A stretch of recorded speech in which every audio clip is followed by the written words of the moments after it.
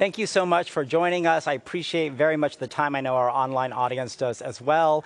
And we are so lucky to have lawmakers like you who are actually interested in blockchain innovation and drawing an appropriate balance to protect everyone's interests while spurring new technology. Thank you very much, and we look forward to your future work.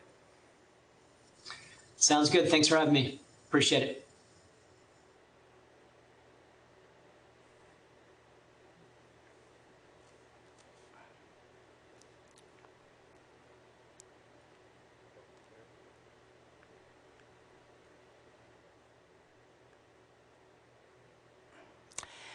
And now it's time to get on to our next session, which is going to be a panel discussion, moving over to the important topic of exchanges. Exchanges are always in the news. They are an important part of the digital asset ecosystem. But will the future of exchanges be different, especially if the number of digital assets consolidates and we move to a future of more tokenized assets from the real world? Here to lead a conversation with a number of panelists across the globe about this important topic is one of my team members at Bitcoin Association. She is the regional manager for Southeast Asia at Bitcoin Association, but also leads our efforts to do outreach to wallets, exchanges, and many other service providers around the globe to support Bitcoin SV. Please welcome to the virtual stage, Ella Chang. Thanks, Jimmy. Hello, everyone. Great to join CoinGeek live from Singapore. For most of the newcomers to the digital assets world, exchanges are oftentimes as the first business service providers that a lot of people engage with when they want to gain access to their first Bitcoin or first digital asset. And we've heard a lot about throughout the discussion today that in the Bitcoin SV ecosystem, we talk a lot about leveraging the scalable, immutable, and auditable public blockchain that is Bitcoin SV to tokenize real-world assets. And in the earlier panel discussion, we learned a lot about the various token protocols and issuance practices and token management. And in the overall process, token issuance is step one. For some of the tokens out there, you need price discovery. You need liquidity for such tokens. So today, we really have the pleasure to join by 5 industry experts to discuss the role of exchange and trading in a tokenized world. I'd like to quickly introduce all of them, and then each one of them will have a brief overview of their company. First, Tom Albright, CEO of Bittrex Global. Hi, Tom. Hi, it's nice to meet you. Great to be here. Great to have you as well. Next, we have Lennox Lai, Director of Financial Markets at OKEX. Lennox is joining us from Hong Kong. It's pretty late over there. Hi, Lennox. Yeah, you too. Thank you. Thank you for having me. Yeah, my name is Lennox. Very nice to have me in the panel. Thanks. And next, we have Gabor Nagy joining us from our London studio. Gabor is a Business Development Director at OKCoin. Thank you. Great to be here. Next, joining us, Armen Azanyan from Moscow. Armen is CEO and co-founder of a decentralized exchange called TDXP. Thank you. Very nice to be here. Thank you, Ella. And then Daniel Skalronsky, General Manager at Fabric, which is a name that we've heard a lot about today. Hi, Daniel. Hey, nice to meet you. Pleasure. Looking forward to this panel. Great to have you. So first, to just kick it off, why don't we give a brief overview of your company, what types of services that you provide, especially anything that's related to Bitcoin SV. Tom, why don't we start from you? Sounds great. Yes. So I'm Tom Albright. I'm the CEO of Bittrex Global. We are a worldwide cryptocurrency exchange. We support about 250 to 300 different token pairs for trading. We have a number of markets, including Bitcoin SV against euros, against US dollars, and a number of other quote currencies as well. And our mission is to increase adoption of blockchain technology around the world. So we think that's a great fit with what Bitcoin SV is doing, and really excited to be here.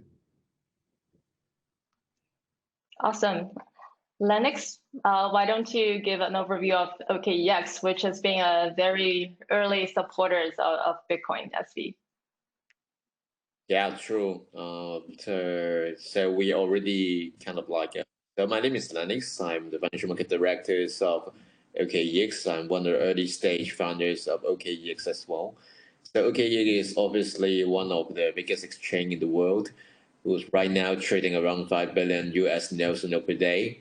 Right now, I think we are one of the most one of the exchange who offer the wide range of financial instruments and derivatives with BSV as an underlying. So basically, everything in BSV, not just on spot, in margin, not just on, but all kind of derivative instruments. For example, like futures, all kind of futures, all kind of expiry of futures, and perpetual swap. We do have a BSV as the underlying. We are hoping that our exchange technology can help BSV in terms of price discovery process and liquidity. Thank you for having me in the panel. Let's go to London, our old friend Gabor, who also joined the last CoinGeek conference in London this February. Thank you, Ella. It's good to be back again. OKCoin is a crypto to fiat spot exchange.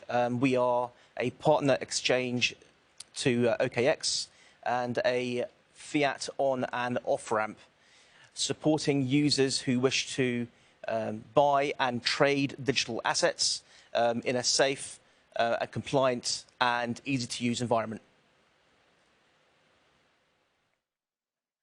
Great, thanks. And then next one, Armin, why don't you give us an overview of what is TDXP and how are you utilizing Bitcoin SV?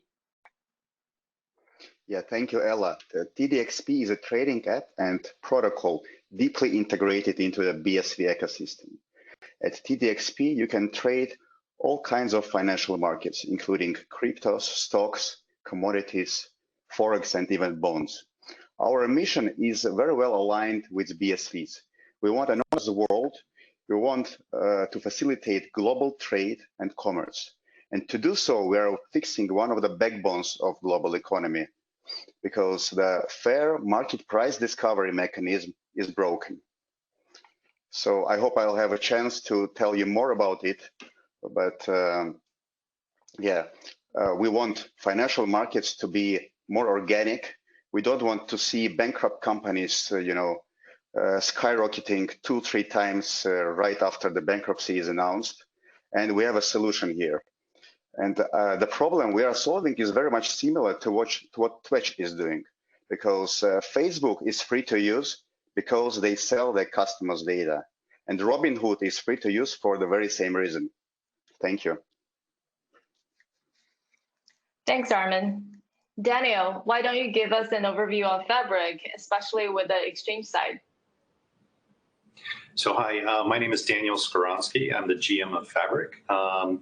We have this philosophy and belief in everything digital, and that encompasses a number of different areas. So for example, in custody, right? So that's both in the crypto side, but also on the real world asset side.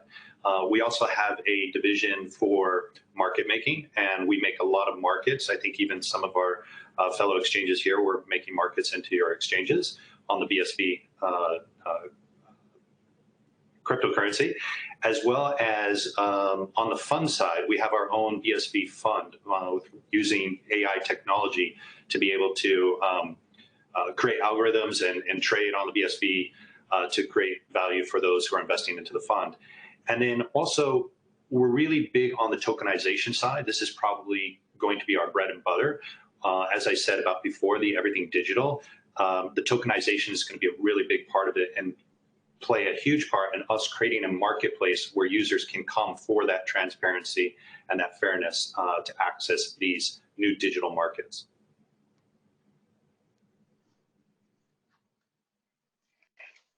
Thanks, Daniel. So at Bitcoin Association, when we are engaging with exchanges, we're quite focused on having more fiat gateways to support BSV so that users and companies that build Bitcoin native applications, such as Twitch, Peer Game, Streamalities, they can allow users to have easy fiat on-ramp options. And I think Billy Rose from Twitch earlier mentioned that the fiat on-ramp is a piece of the puzzle for this new user onboarding problem. I'd like to ask both Tom and Gabor, since both OKCoin and Bittrex Global support fiat on-ramp for BSV. What's your opinion on exchanges' role in bridging fiat to digital assets? Let's start with Gabor. Thank you. Well, at OKCoin, we actually have a sub-segment of client categorization specifically for fiat gateways. We call them crypto businesses, which come to us to source liquidity of digital assets and then pass those tokens or crypto onto their clients. Now, we have a number of these clients who are part of our premier client offering, and they can actively benefit from a number of features on exchange, like pre-crediting of their accounts. So they don't need to wait for funds to clear or fiat to clear in their account prior to purchasing and trading crypto. On top of that, they can have features like delayed settlement, which will support their liquidity needs from funding perspective. So we are very much in support of developing these fiat gateways and look to continue to provide a solid offering within that space.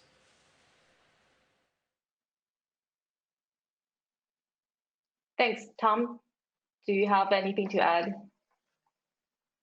Absolutely. So I definitely agree with all that. And I do think that crypto fiat or fiat on-ramps and fiat off-ramps are one of the most critical pieces of infrastructure that exchanges can add to the ecosystem.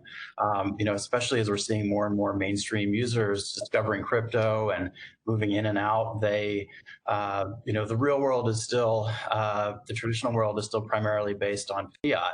And so being able to go from euros or British pounds or dollars into Bitcoin to BSV to all these other crypto use cases that are being built, it's absolutely critical. It's really the bottleneck in a lot of ways to adoption of blockchain technology.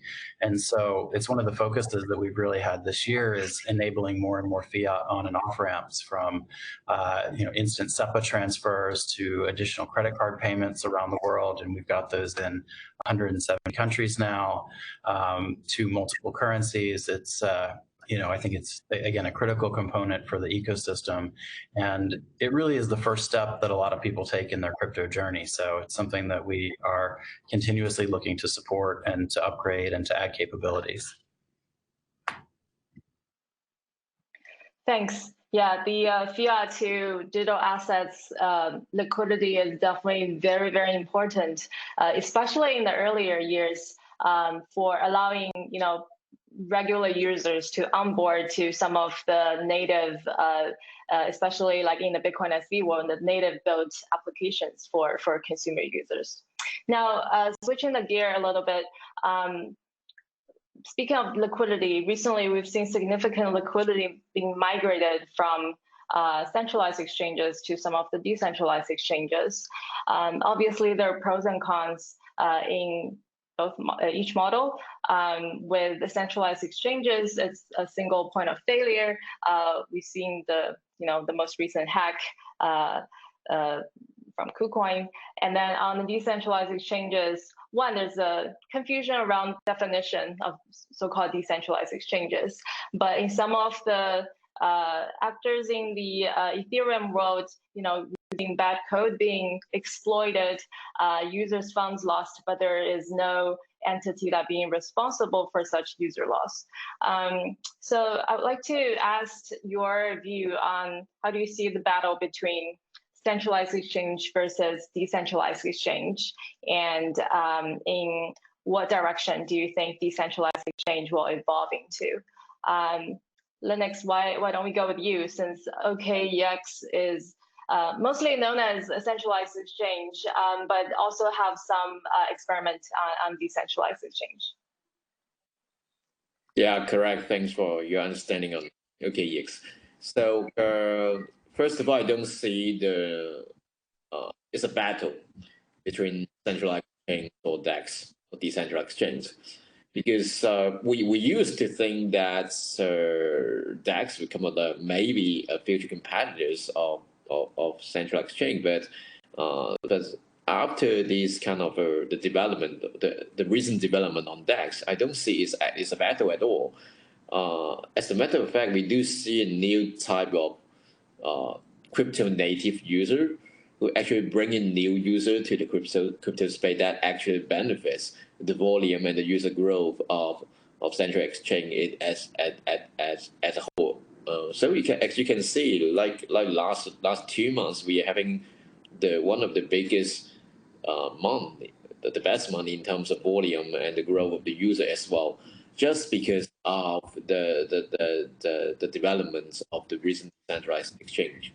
So I don't see at least at this point of moment, we are kind of like working together for the overall growth of the industry. We're working together in a different perspective, eventually. So obviously, I think the successful development of DEX is the answer of how the industry itself to answer to provide a solution between TPS and the security and true decentralization. And these features, of course, the feature including smart contract capability and the capability with all the other blockchain as well. So if you think that you're building the DEX and you're thinking that you have confidence to have the best TPS with proper amounts of security and decentralization, with all kind of features, including cross-chain and smart contract, I think turn out that you can be a very important piece in the trading ecosystem amongst crypto. But I think right now, at this point of time, CEX and DEX is working really well for the industry as a whole.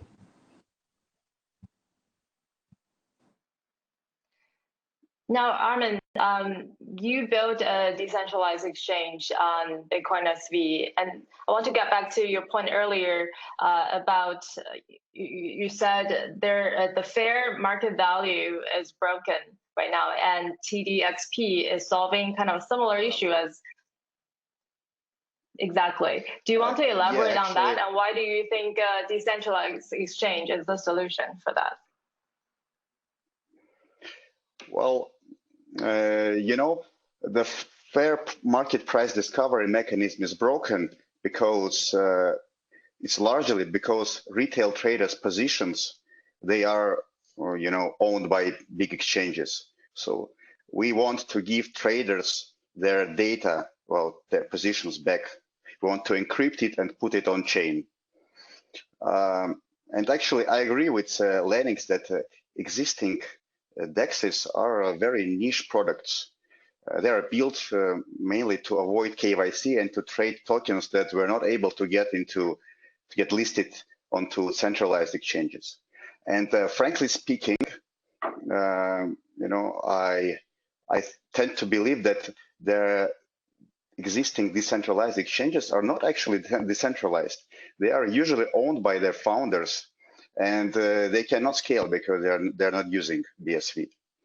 We and TDXP, we are using BSV, so we can scale, and we are separating the trading protocol from the regulated branded trading application, so that we call it Bitcoin trading protocol It is responsible to settle profits and losses. It holds the liquidity, and it's governed by a distributed network of nodes powered by BSV. And about my,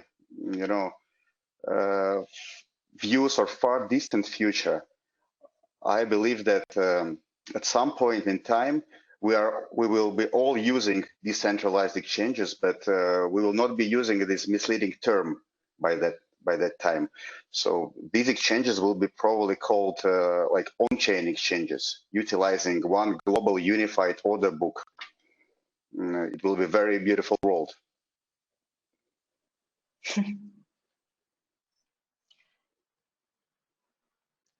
Yeah, because I believe in one chain, actually. Yeah, thank you, Ella. So do we in the Bitcoin SV ecosystem. Daniel, what's your view at Fabric? How do you see the centralized exchange versus a more kind of on-chain decentralized exchange approach? So I've been in the industry for quite some time, and we've been talking about centralized and decentralized before even the first decentralized exchange was even made. And I remember the first GUI interface. For some of you, my other panelists, they probably remember how terrible that experience was. And even though the experience has improved, I think one of the biggest issues with a decentralized exchange and to get better adoption is the fact that there needs to be regulation. And by having this decentralized exchange, a purely decentralized exchange, that just doesn't really fly with a lot of the regulatory bodies out there, whether you're in Europe, whether you're in the US, out in Asia. They just don't like this idea. He said it perfectly, that it's getting on tokens that were not able to get listed on other exchanges. And a lot of those exchanges have very strict rules and reasons why they're supposed to be on there, and they probably failed those tests, right? And that's just not conducive to, in my opinion, growing adoption in this market. And what I kind of see happening is that the centralized exchange, because of that regulation, can actually provide that fair pricing and that price discovery that is missing in some centralized exchanges that are not regulated, right? So if you put the regulation in, that pricing will come in. It's very efficient in today's markets. Look at NASDAQ, look at the Borsa exchange, right? So it can work, but under regulation. Now, looking into the future, I think that there's most likely going to be a hybrid approach between decentralization and centralized. So I think there'll be centralized where the order book is sitting, where all the price execution is happening. There's a good monitoring systems in place, and maybe the customer's wallet is decentralized and is somehow connecting that way. So there'll be, I think, more likely a hybrid approach, but I don't really see a fully decentralized unless it's sitting in somewhere in space, because at the end of the day, you need to have some ownership there. Otherwise, the countries just won't adopt this. Yep, totally. Now, the current business model for most of digital asset exchanges are really to support thousands of tokens trading on the platform and treating all assets kind of as the same class citizen, which is somewhat justifiable because honestly, the tokens that are being traded on exchanges right now don't really have strong utility at this moment, but down the road, we definitely foresee a world that is completely different from the current status quo. So I want to kind of ask the exchange, how do you balance the resource allocated to support a large number of blockchain tokens in a generic way versus to develop blockchain-specific knowledge and know-how to better integrate with the ecosystem? So one example is in the Bitcoin SV ecosystem, we have this address protocol, paymail protocol, that is being supported by all BSV native applications and wallets. So, what's your view on, from the exchange side to support, let's say, deposit and withdrawal using a paymail protocol for BSV? How do you balance that need? Why don't we go to Tom? That's really a great question. And I think at the very highest level, what we always try to keep an eye on is where innovation is happening in the industry, and then what our customers are looking for. So as we see customer demand for very specific protocols and for different things that are being implemented, then we pay a lot more attention to that and try to make sure that we're implementing it. We also try to project out a little bit and see where the really innovative use cases are, what people are building that's going to be interesting in the next 3 to 6 months, and try to stay on the cutting edge of what's happening. I'll tell you one of the most interesting parts about this industry, though, is that it moves so fast and people are building such amazing things that it becomes really, really hard to predict. And so, one of the other things we like to do is support as many tokens as we can, because we just frankly don't know what's going to come out the other end as the big winners and where teams are going to continue to innovate and get market fit and market adoption and go from there. So it's really a continuous balance of trying to support a lot of tokens, a lot of protocols, and as much as we can, while really focusing on things that our customers want. But again, at the end of the day, we're really just trying to focus on increasing adoption, on supporting innovation, and on allowing our customers to access the very best tokens, the very best assets, and grow their wealth and improve their lives that way. Yep. So Armin, you obviously are more involved and integrated with the Bitcoin SV ecosystem compared to regular exchanges. And I know you've explored other blockchain protocols before to build your decentralized exchange.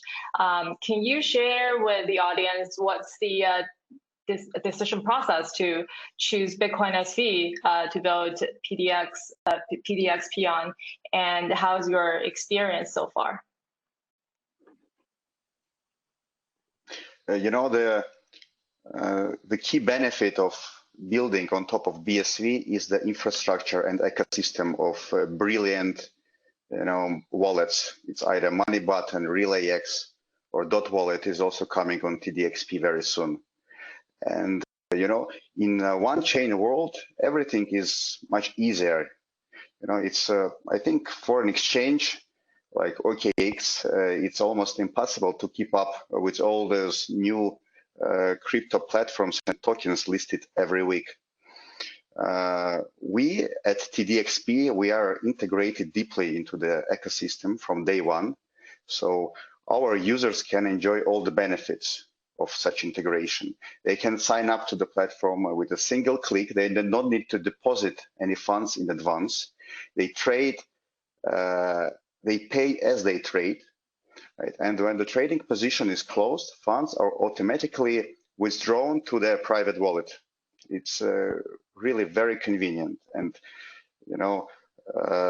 when I saw that the users of BSV are actually buying likes, when I understood how microtransactions are working, it was like a no-brainer for us.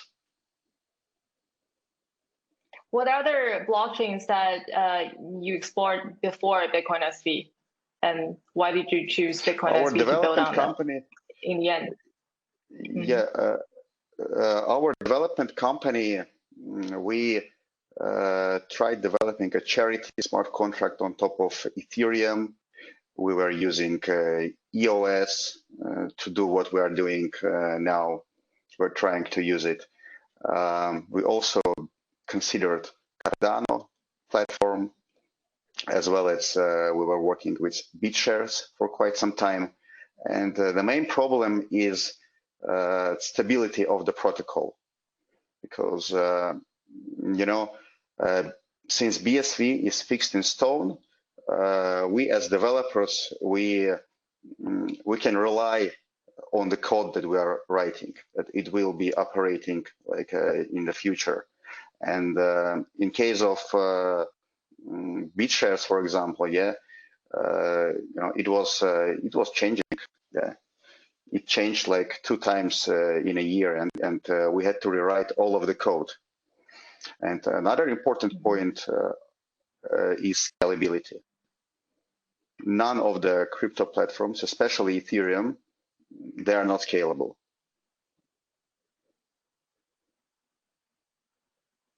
Yeah, that's a great point. Daniel, so we've heard a lot from Ryan on the tokenization platform that Fabric is providing. Can you share a bit about, what's the plan for Fabric to collaborate with the rest of the Bitcoin SV ecosystem? And, for the interest of builders and companies out there, what types of businesses and projects should come and talk to you guys? Right. Okay. Yeah. So, we've already have built out a tokenization platform where anyone can come and register, and they can actually create a token very, very quickly, and that's powered on the BSV blockchain. They would be able to create a token pretty much on almost anything, whether it's real estate, artwork, a card collection. They could create their own token, whether it's a security token, a utility token. That they have the opportunity to be able to do anything. But the nice thing about this is, it's built on the BSV blockchain. There's other protocols out there that are either built on Ethereum or other companies that are trying to come up with it. But at the end of the day, what the best thing about this is the scalability, right?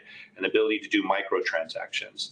And we made the interface so simple and so easy to use. I would really encourage anyone who's ever thought of creating their own token in any way, whether it's a high-end to raise money or something to just take my card collection and I want to tokenize it, you're able to do that. And then we're going to be building out a marketplace for those tokens to be able to trade on so that users can come and be able to trade that in a regulated and safe environment.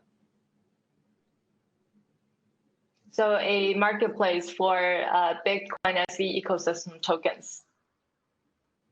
Yeah, so, like I said earlier in my introduction, is at Fabric, we are a BSV-backed or supported ecosystem, right? Again, whether it's through custody, whether it's through the fund, whether it's through the exchange, or through even security tokens. Everything we're doing is based on the whole BSV infrastructure. That's great to hear. And we already touched upon a little bit earlier about tokenization of real-world assets, such as stocks, bonds, commodities, real estate, company shares, etc.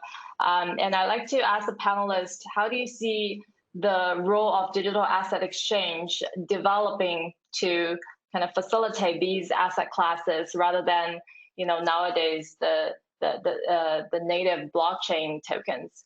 And how do you foresee the exchange landscape evolving over time? Let's go to London. Thank you. Well, first of all, we have to think about this from a regulatory perspective. At OKCoin, we only list utility tokens. And this creates a space which ultimately supports the user base that we have. The tokenization of securities will, I'm sure, develop over time, but the regulatory framework around that, I cannot see being ready for some time. But no doubt we'll get there eventually. Yes, and this tokenization of real-world assets is not really a new concept. It's been around for some time, and we've seen a few companies out there experimenting that on public blockchain and private DLT solutions.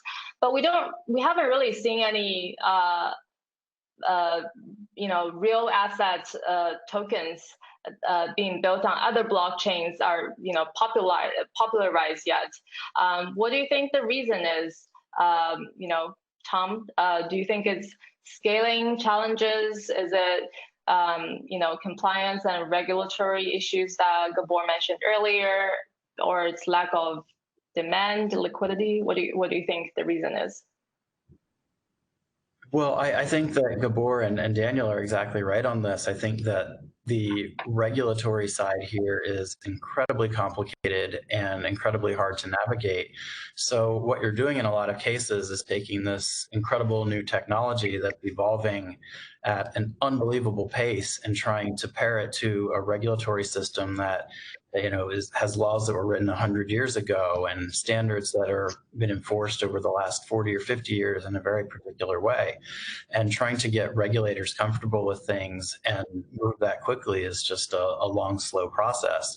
But ultimately, I think, I agree that we're going to get there because the technology works so well. And there's so many things where tokenization makes perfect sense for the long term, from real estate to art to companies doing fundraising when they I can see a world where a company starts its seed round by creating securities tokens on a blockchain, evolves through venture capital funding and private equity funding, and then goes public just by pushing a button. And all that really changes is who has access to be able to trade or invest in those tokens. So I think the applications for this technology lend themselves really well to all these use cases, but the entire system really just needs to pair together. And circling back to the decentralized exchanges versus centralized exchanges, I think this is where there's the tremendous advantage for centralized exchanges. With the fiat on and off ramp, and with KYC and AML checks, and with working together with the traditional financial system and trying to integrate those two things a little bit more closely, I think that we have a better chance to move forward with making regulators happy and showing them that we can use this technology in productive ways and still protect customers and follow all the principles that have been set out behind this regulation. So I'm incredibly optimistic about the future of this. I think it's just going to take some effort from the ecosystem to get us there. Yep, for sure. Daniel, you have a comment on this? Yeah, actually, I do. So on the whole aspect of, I agree with Tom about the decentralized and centralized. In terms of the regulation side of this, right? So it's really important for us to be able to work with regulatory bodies, because at the end of the day, if we don't, we can't create something, right?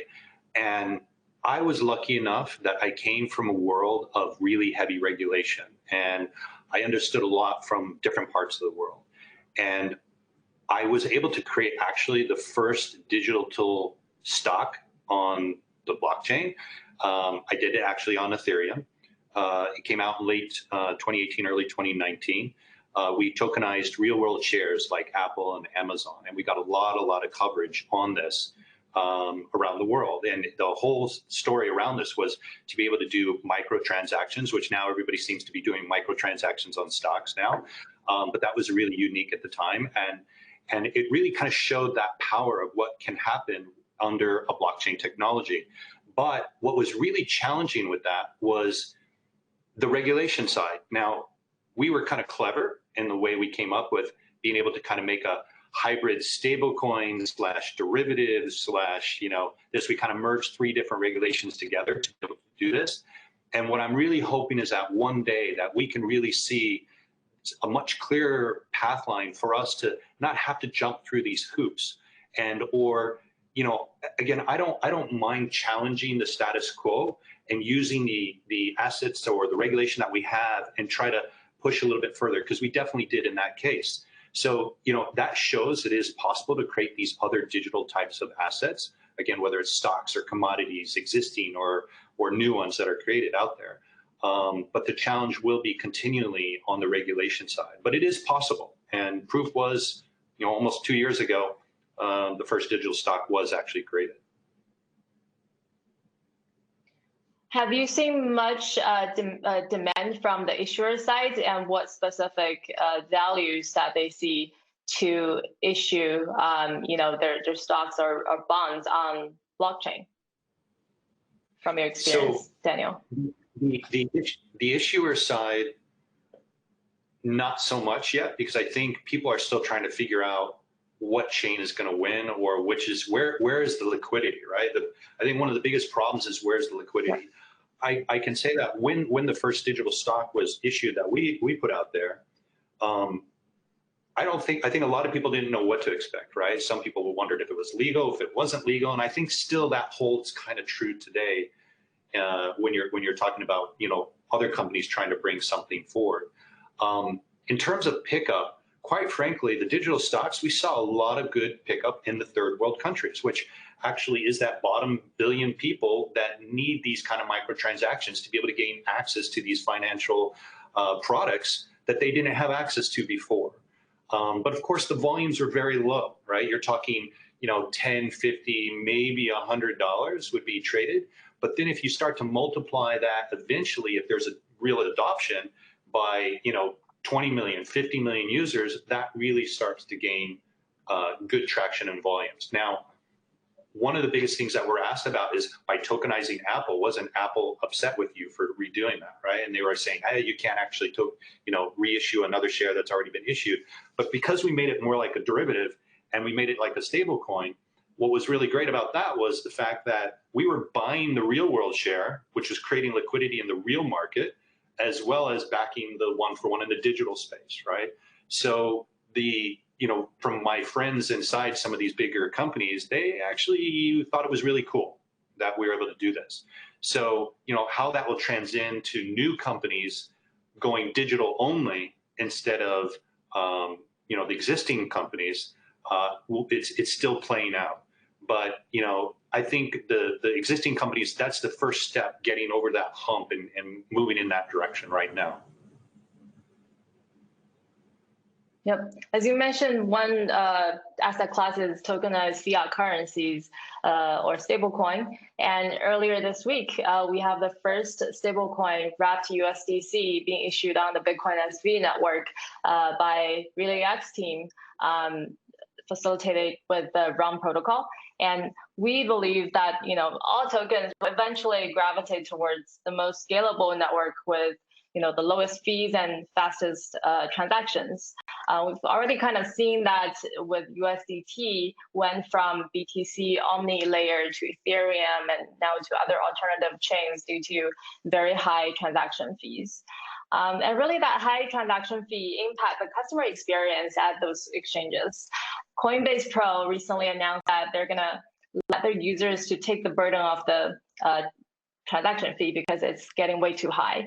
So how do exchanges view what protocol-based stablecoin to support next? Let's go to Lennox. What kind of stablecoin that's going to support next? Are you talking about? Sorry, can you repeat your question? Yes, in general, yeah. Yeah, from the exchange's perspective, like what's your view on which protocol-based stablecoin to support? I think in terms of stablecoin is kind of like an idle fund or the parking fund for user to tap into crypto. So before they trade on anything else, they have to hold certain kind of stablecoin. If they sell on something, they have to hold on certain kind of stablecoin as well. So the believed consensus of stablecoin as having a relatively stable in terms of value that is mimicking the current real world asset class, for example, like US dollar versus euro dollar, is very, very important.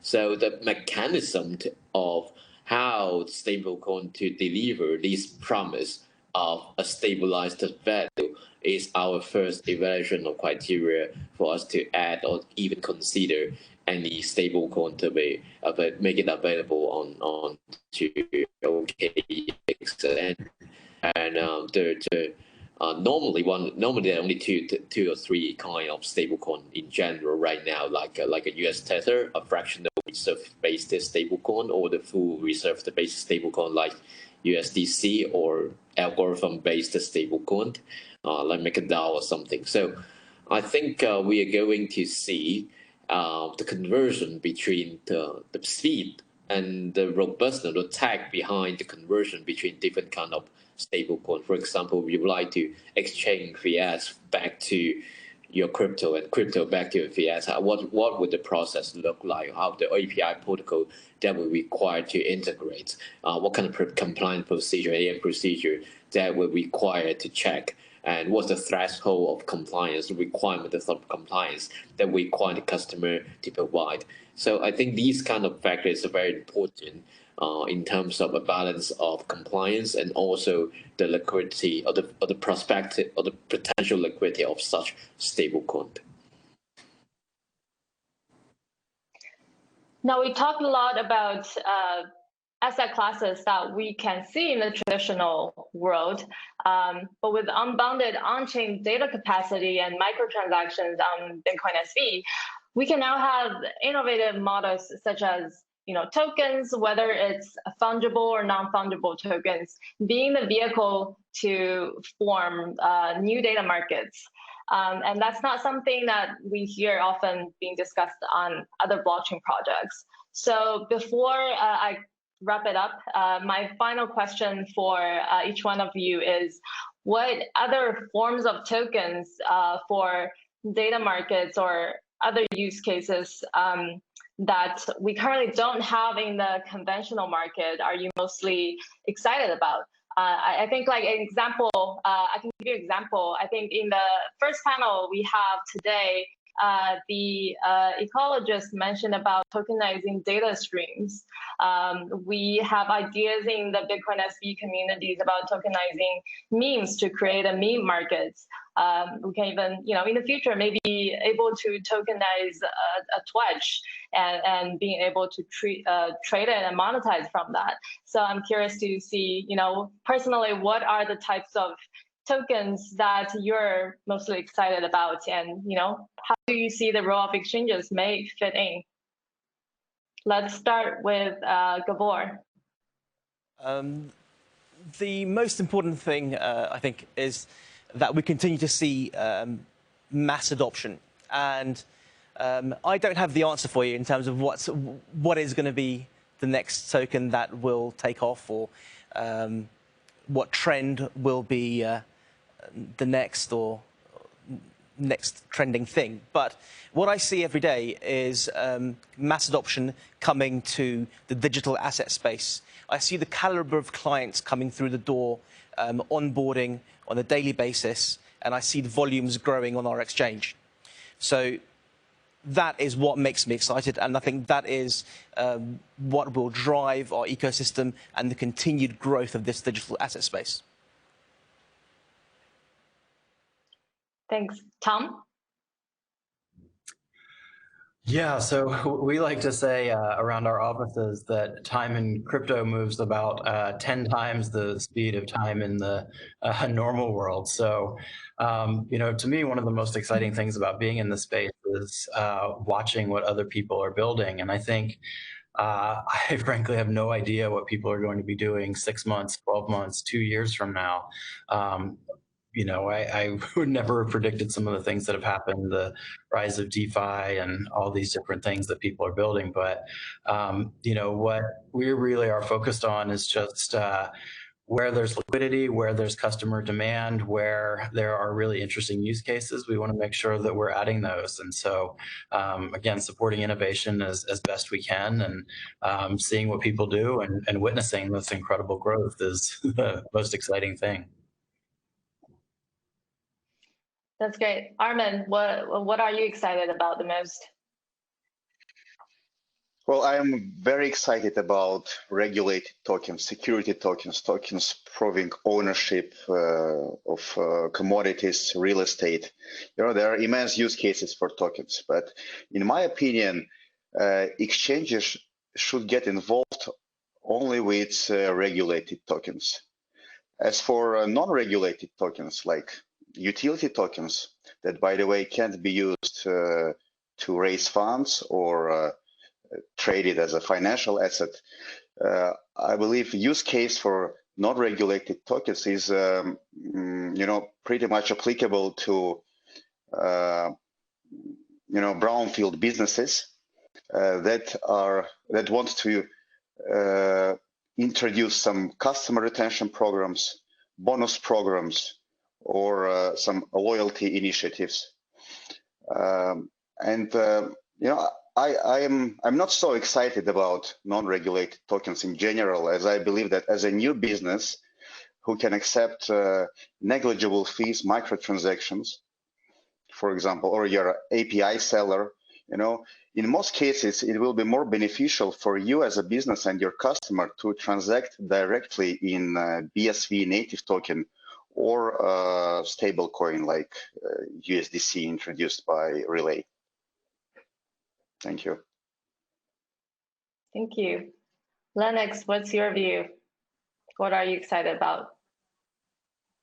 Yeah, I spent like 5 minutes to think about. I think of two ideas actually, just roughly idea. I would particularly think on the tokenization of time, especially time on the professional. So, for example, people around the world seeking for career advice, and for professional, they are often required to book the time for the real professional, like industrial professional. For example, I often be asked to seek advice from somebody else that would like to change their career to crypto. So why not book my time by paying BSV? Right, that is some of the idea, and also I'm particularly exciting that a tokenization of XX rights to close and liquidity provider or market maker or HFT fund, because normally they have really high return, but at the same time they have a really limited capacity. The tokenization of these access rights for investing this kind of HFT will be a valuable use case for these kind of data markets. That is some fun data for some idea for 5 minutes thought. Daniel, what about you? Before I tell you what I'm excited about, I think I'll try and answer your original question with perhaps an example for the audience.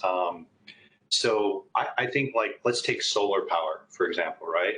So I can actually, as a solar owner with panels, right, I can sell that power to a third party who then will sell it to some aggregator who will then sell it to another person, and then that eventually comes back to the consumer, right? So there's these so many markups in between that whole journey, right? And I look at is if we could, for example, tokenize maybe in a power grid or something like this, every kilowatt is, I don't know, costing a token or something, that a shop on the corner who is buying their energy could go to the exchange and be able to look and see, well, what is the best price, and or maybe there's the best prices right next door to me, right? Maybe I, as the owner of that solar, could then sell him my energy directly. And this is only can happen through tokenization. So again, that's, I think, just one example of, perhaps thousands of ways to be able to do this. In terms of what I'm really excited about, I'm really excited about a potential corona vaccine, and maybe that could be administered on BSV blockchain. I don't know, but that's what I would be really excited about. Yeah, I would be excited about that too. With that, I would like to thank all the panelists, Tom, Lennox, Gabor, Armin, and Daniel for joining us with this very insightful discussion, and for your continued support to the Bitcoin SV ecosystem. We're really excited to see a Cambrian explosion of all types of tokens powered by the Bitcoin SV in the background, to facilitate more efficient price discovery, better accessibility, and higher liquidity. And really look forward to collaborating with all of you. Thank you.